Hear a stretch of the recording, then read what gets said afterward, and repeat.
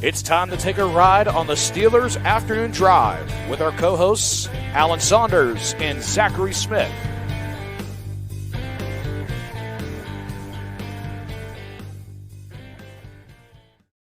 Welcome into another episode of Steelers Afternoon Drive. I'm Zachary Smith. That means that is Alan Saunders. Alan, how we doing? I'm good, man. Wrapped up a minicamp. That was long. I felt like a long 3 days, and got a whole bunch of stuff left over to write, which I'm excited about. And so you're back at home now. The last 2 days after minicamp and stuff, you were driving. So what was the difference today? As opposed to a little bit different schedule today. Got out a little bit. Okay. Actually, practice ran long, which never happens on the last day of minicamp. But practice ran long, but still, just had an earlier day today because there was no coaches talking. Defensive coaches the first day, the offensive coaches the second day, and then this day it was just practice and player interviews. They were like, you know what?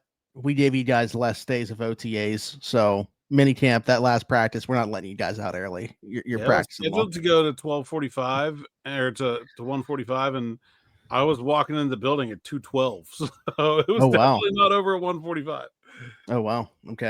All right. Well, I think this is a good day because now we have this period of time between now and when training camp starts to kind of reset, take a look at this thing position by position. And, I don't know if you had a place for sure that you wanted to start, but for me personally, you brought up something today on the practice report that you do with Brennan that I thought was very interesting. And it was in regards to second-year linebacker Payton Wilson and trying to become a three-down linebacker. Obviously, the departure of Landon Roberts, but they have Malik Harrison signed. They got Cole Holcomb coming back. Obviously, they drafted Carson Bruner in the 7th round. Mark Robinson still trying to be part of that rotation as well, and a really good special teams player. Do you so I understand the effort there. Do you feel like that's a job that Payton Wilson is going to be able to do? Do you feel like that's something they're going to allow him to pursue and try to become? Or do you think that filling that Landon Roberts role is exactly why they signed a player like Malik Harrison?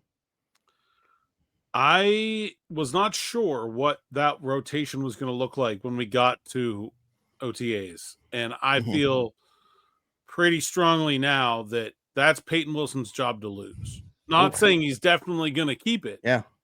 But I think the every effort is going to be for him and Patrick Queen to be playing next to each other, first and second downs, third downs, everything except for dime where only one of them is on the field. I think that's the idea. Will that be the case all season? I don't know. Will there be specific games like you're playing a Baltimore or something where they decide they want somebody bigger in there?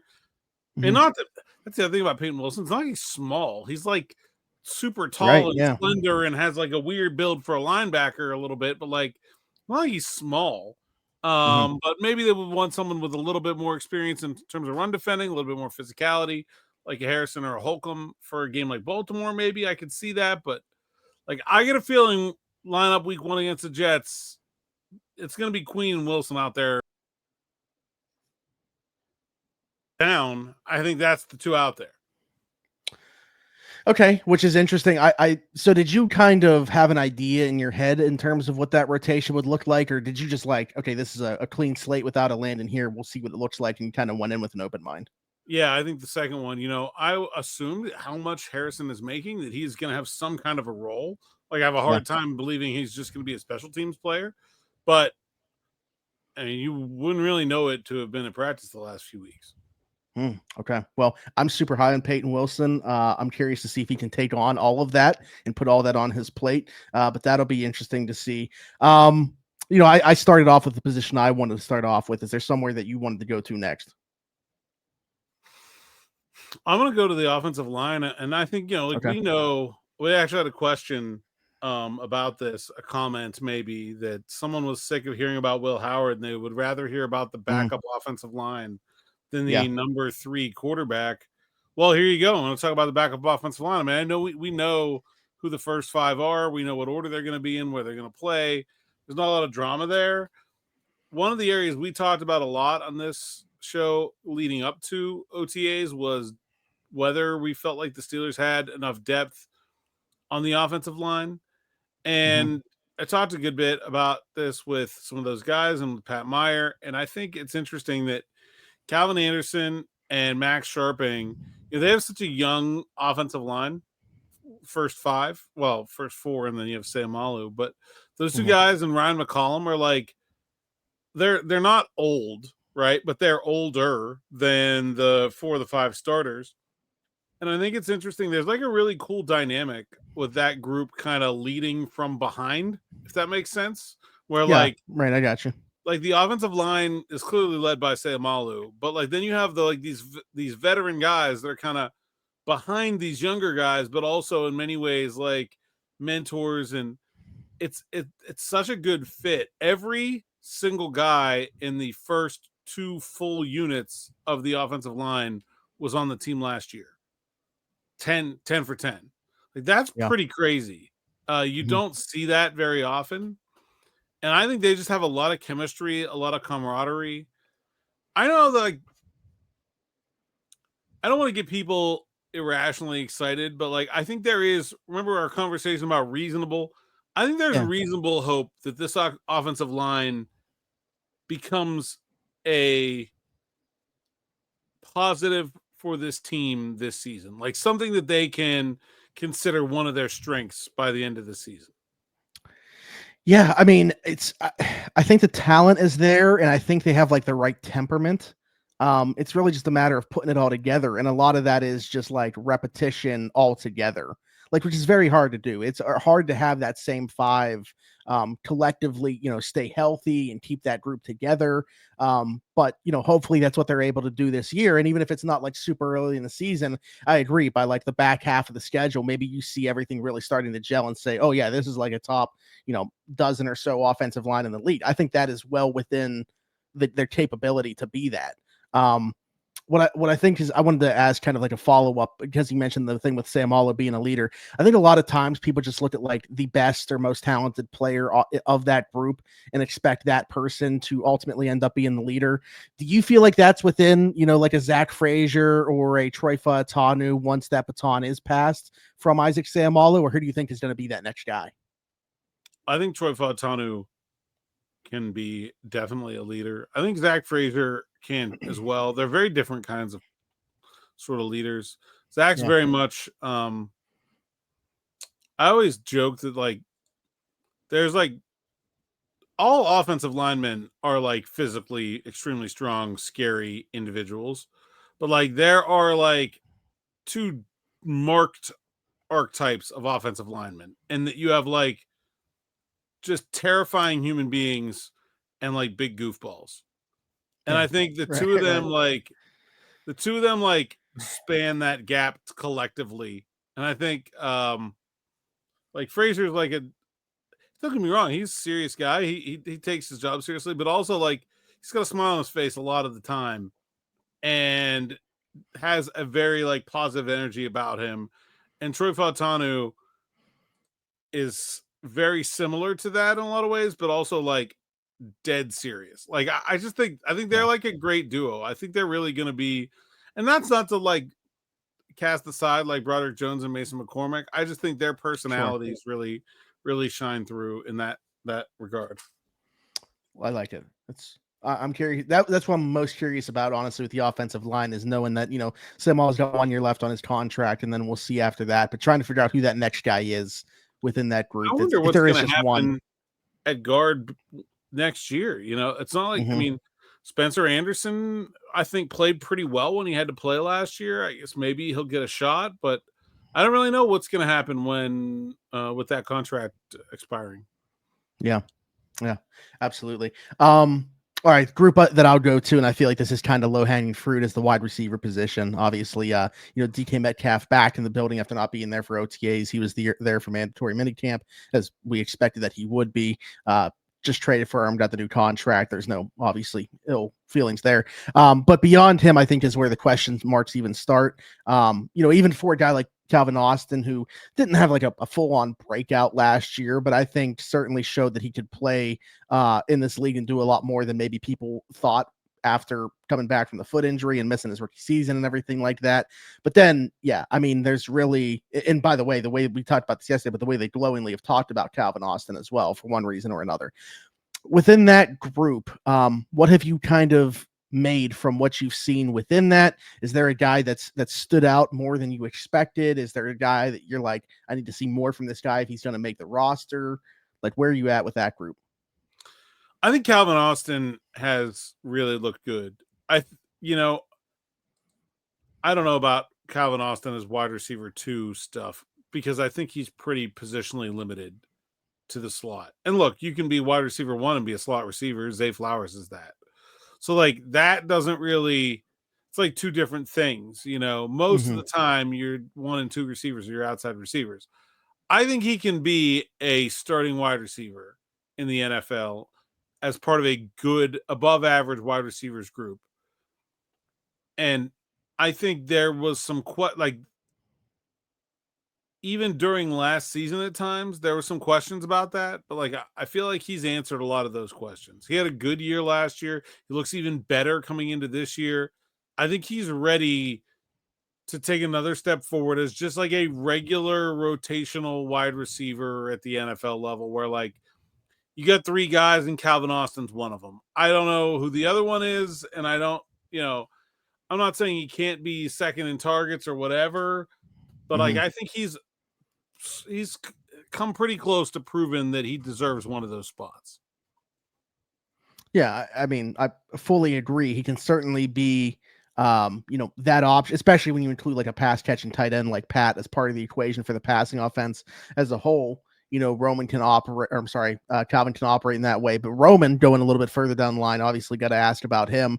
But I don't remember if it was just yesterday, maybe in the practice report, but not on here, or the previous day, you had talked about Scotty Miller as well. I mean, like if you're going further down on the depth chart right now, like who are those guys that you feel like are either on the right side of the bubble or the wrong side of the bubble and really need to have a good training camp? At wide receiver specifically? Yes. Yeah. I mean, I think obviously Roman Wilson is going to be on this team and is going to be given an opportunity to show what he can, how much he's grown. I don't know. I think he's someone that can be better. Obviously he didn't play very much, but I think he still has improvement to make, but I think he can be a piece of it. I didn't see a lot out of guys like Brandon Johnson and Robert Woods, who got a pretty good opportunity. Like, I would think that like there's going to be an addition to wide receiver, and like that's probably where the replacement comes, right? You know what I mean? Like that feels like I think Roman Wilson's making the team. I know Ben Skoronek's making the team. He got a 2-year deal. I was going to ask about him, obviously, with the 2-year deal. Kind of, I guess, it has to be part of the conversation too, but how secure he was in his spot as somebody that contributes in the way he does in special teams. Starting punt gunner, you're not replacing him. Actually, I had a really good conversation with Ben yesterday about coming back to Pittsburgh, and he had a rough year last year. Like, he gets traded from LA to Houston, then gets cut. The Steelers pick him up, and now he's got a 2-year contract on the other side of that. He said he really feels like he fits here with the culture of the team and the city. Actually did not know that his grandmother is from Connellsville. Oh, his dad's side. So man, yeah. Actually, Pittsburgh ties, everybody. Yeah, my family goes back that way on my mom's side. So there you go. He's related to Johnny Lujak, who won the Heisman Trophy from the Connellsville. What an interesting cat. Area. He's a super interesting guy. He asked me today what the big story was, and I was like, I think everyone just wants to get out of here. I think we're avoiding trying to have a big story. So yeah, I mean, I think he's in. I think Scotty Miller's probably on the outside, but we still have a long way to go.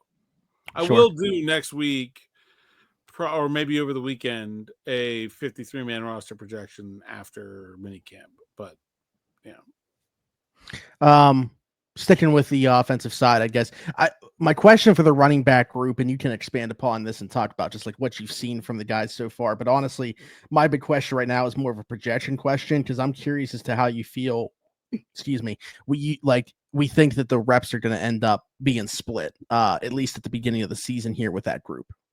I think Jalen Warren's going to start. I think Caleb Johnson will start as a change of pace and kind of grow from there. It wouldn't surprise me for him to get 50-50, get to 50-50 on the first and second down carries. I think Kenneth Gainwell is going to play a lot more than people think. Probably like the majority of the third down reps, maybe. I think it's going to be a 3-man rotation. Probably like this will be. Remember we had the conversation about like when the Steelers first hired Arthur Smith that I felt like a lot of the reasons people didn't like him was fantasy football. Yeah. I can see that happening with the Steelers running back rotation this year, where like there's going to be games where Jalen Warren gets 30 carries, and there's going to be games where he gets 8, and like I can totally see that happening. Yeah. Well, listen, I got sniped every time that I tried to get Caleb Johnson in Dynasty, so I don't really have a problem from a fantasy perspective with that happening, regardless. But the name you didn't mention there is Cordell Patterson. I mean, what do we make of? Are you surprised that he's still on the roster at this point? Do you think he's going to end up being on the roster? I don't have any idea. I mean, it doesn't really matter.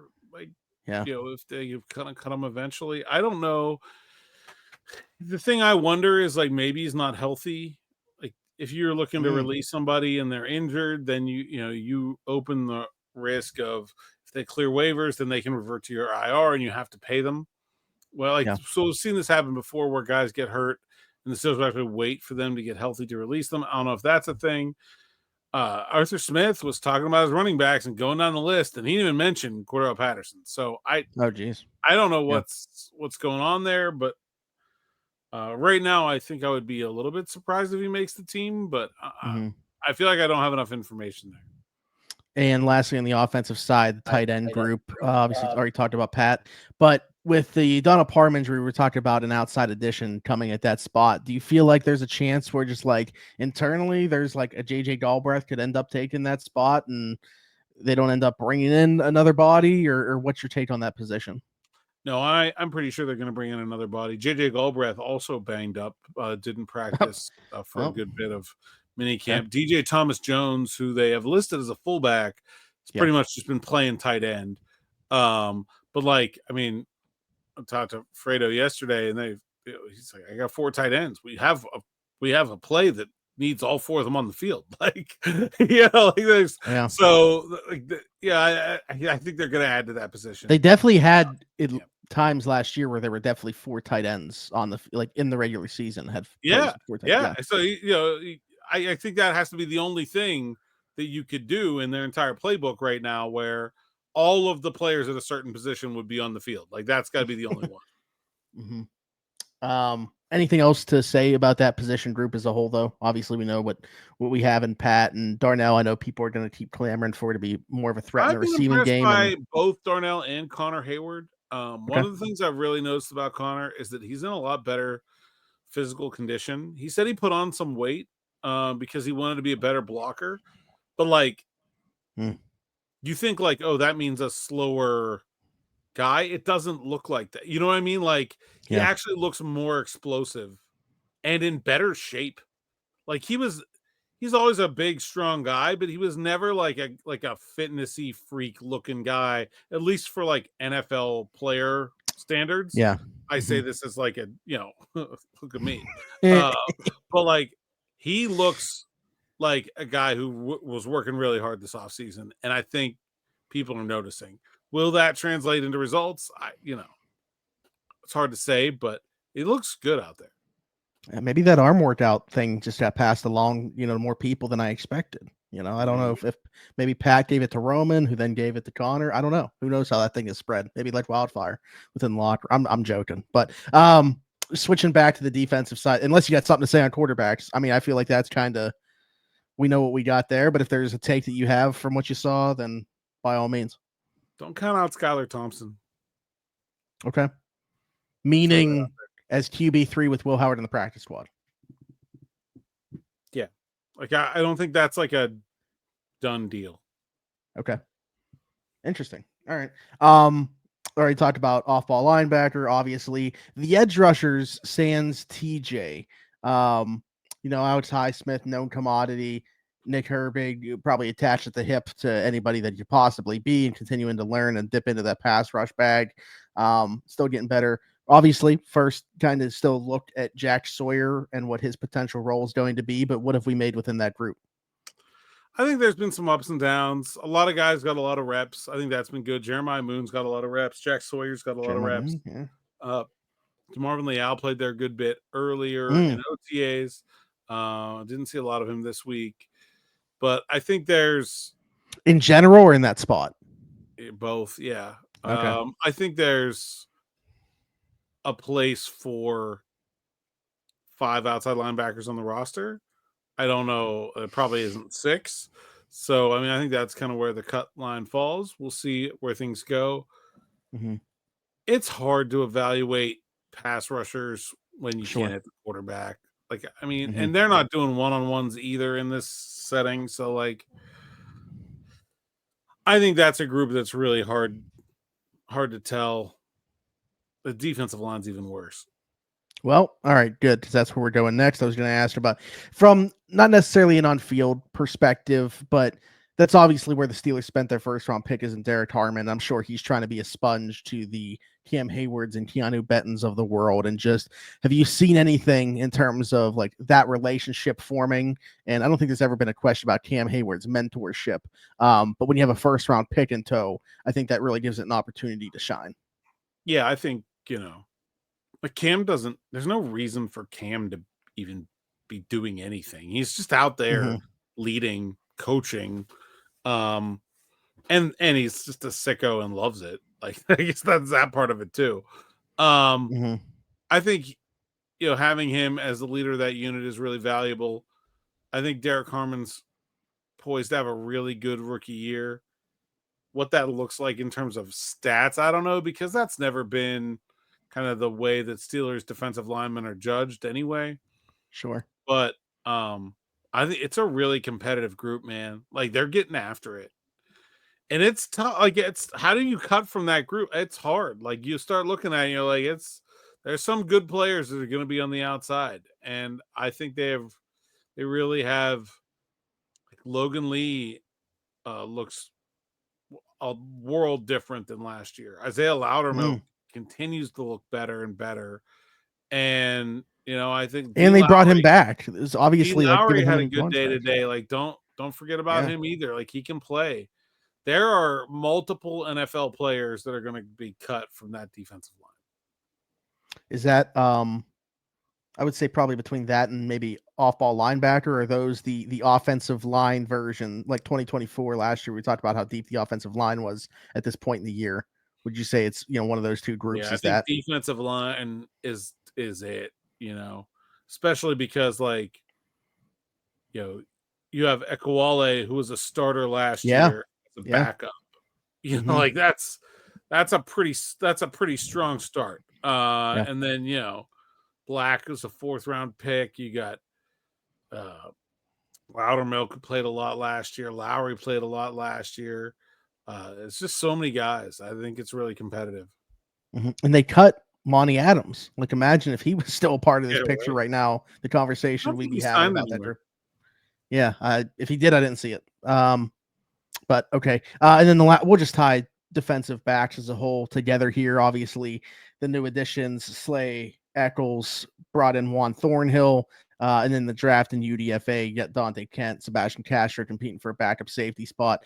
So decent turnover within that group, I would say, this year. But, what's the expectation for that group, and how do you feel like things are kind of shaking out? Very interesting battle, in my opinion, going to take place in the slot, just because Beanie Bishop, you would think, and he's right now the incumbent starter, I would say. But you looked at, like, just last year, the way that he saw his role get taken and diminish as the season went on.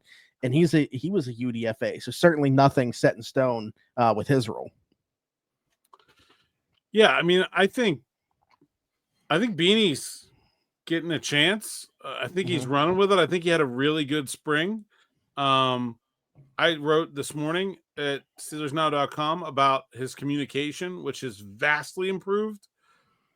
I mean, you can read between the lines of what Beanie said there, and you can kind of see why. Like, we talked a lot about how that decision to bench him for Cam Sutton didn't look great in hindsight, but I think some of it is, a lack of trust in an undrafted rookie to communicate. Mm-hmm. And he's talking his butt off now, and it looks a lot better. I think Beanie's done a really nice job. There will still always be matchups he can't handle just because of his size, but yeah, I haven't seen him have a lot of trouble this spring. Outside, you think the guys are Slay and Joey, and yeah. Nick's been talking up Dante Kent quite a bit. I don't know if you've felt the same way or watched enough, but I know that a big thing for him, and this is not necessarily what you want to be the calling card for a corner, has been his ability to tackle. Like, pretty short tackler going back to his time at Central Michigan. Man. Yeah, he had a good run stop today. I think he's just he looks very comfortable going forward and sticking his nose in there. He looks like a slot corner to me.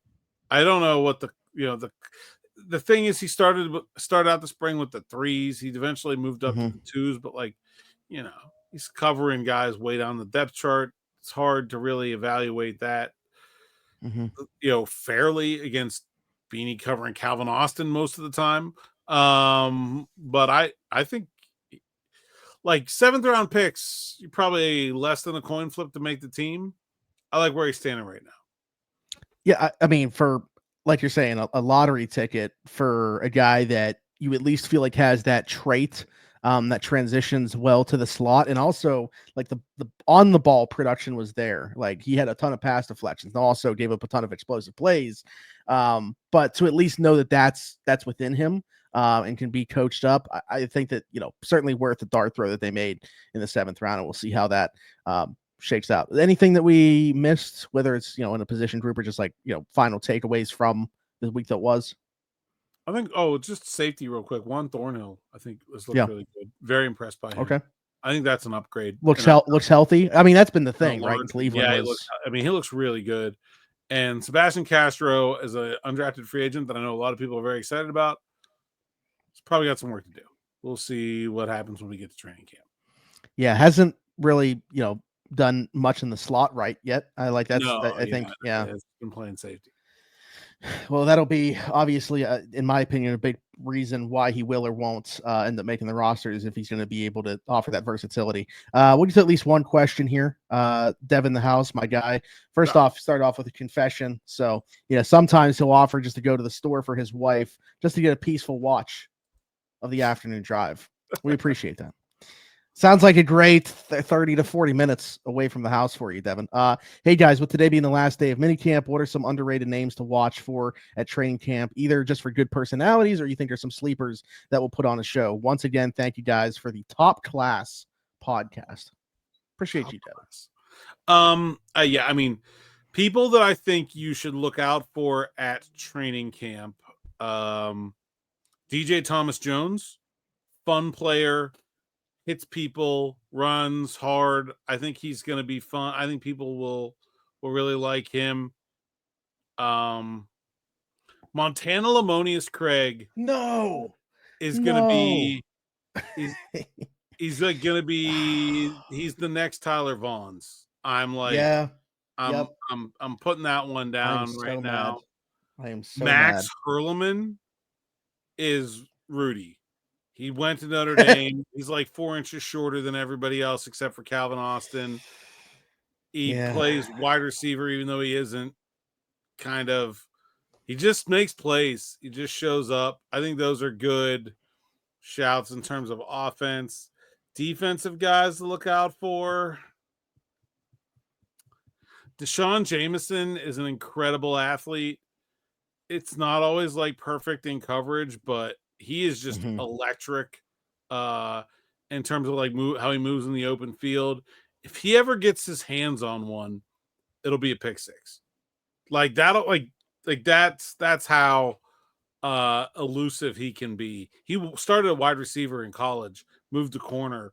You can tell, man, he just moves really well.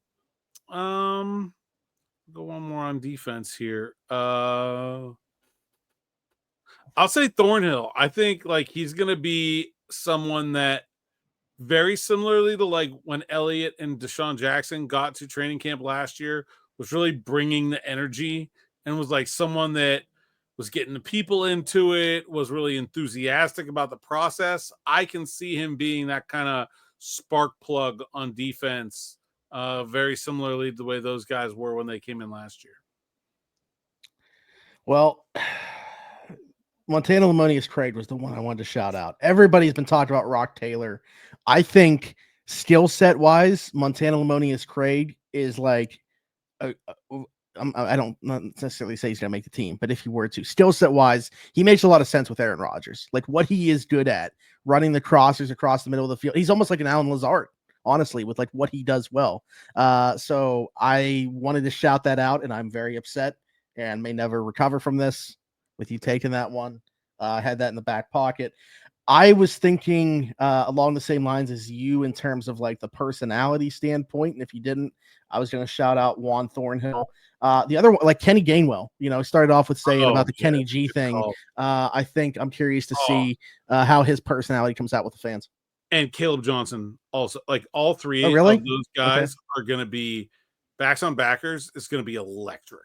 Like absolutely electric. Even like Trey Sermon. Trey Sermon's a heck of a personality too. I don't know if he's going to do as well as Warren and Gainwell, who are really accomplished pass blockers.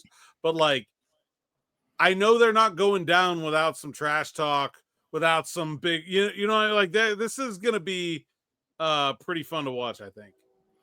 Actually, you know what? Last thing, because we're talking about position groups and stuff like that, and we didn't mention this at all. Do you think it's going to be a legit battle for punter? Those guys were going at it today.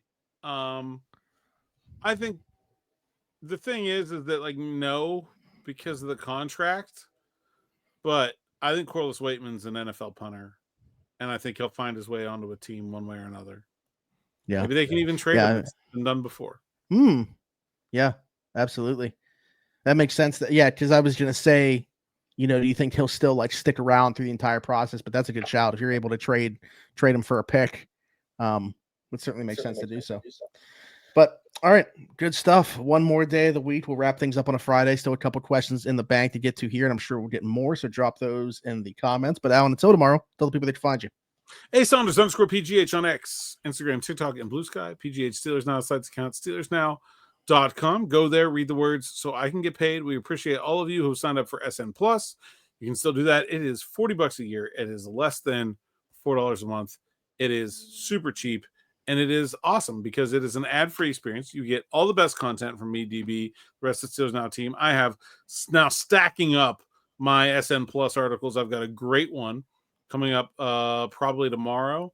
And then my guess is either over the weekend or Monday will be 91 thoughts on 91 players, which is honestly kind of giving me some anxiety about writing it. But because I think it was like 8,000 words or something ridiculous last year. But we're doing it again. And that'll be for subscribers only, of course. And next week we should have hoping for next week for our June subscribers only live stream. So make sure stay tuned for that as well. We got the final group, I think, of our latest subscribers down there on the Chat app. But if you would like to join them or kick them off, actually, get in there. And of course, get yourself signed up. Of course, anyone can like, subscribe, and hit that bell for notifications here on YouTube. Just a ton of stuff going on over minicamp. You can only imagine what it's going to be like when we get to training camp, right? Super excited for that. We have 15,891 subscribers. I know we've had this one before, and I'm pretty sure I used Tyrone Stowe. Okay. Which is just bonkers. Obviously Logan Lee wearing it right now. I'm trying to think of another one that's like a good answer. Yeah. The good answer part of that is the reason why it's tough. Because like obviously Stephon Tuitt, too notable, Kevin Green, too notable, Aaron Smith, too notable. Just last year, Preston Smith, short-term Steeler. That's kind of what we're looking for. That's a good Yeah. That's a good shout. Craig Vesey was one of the he was a rather poor draft pick by the Steelers in the early 1990s. I think I want to say it was a second or third rounder that really never panned out. One of like a large group there. He was number 91. Craig Vesey, I'm going to go with. Okay. Well, yeah, I get nothing for that. So we're going to go with Preston Smith, short-term Steeler last year.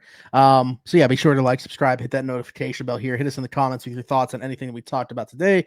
Question for a future episode, all that good stuff. Oh, and actually, my call to action that I'm going to continue to say on here, I want to know where you guys are watching or listening. Like, I just think that that's the coolest thing. So whatever state, we're going to country, do that with the subscriptions, because this last batch that came in from all over the country. It's crazy. Good. That's awesome. But let us know in the YouTube comments as well where you were watching from. And if you're listening somewhere else, leave us a 5-star review and let us know in that review where you are listening from as well. So do that. Apple, Spotify, wherever your podcast from. Just search Steelers Afternoon Drive. Do the same thing over on TikTok, and then you'll find me everywhere. Zachary Smith, PGH. For Alan Saunders and myself, thanks for jumping in. Take another ride on the Steelers Afternoon Drive.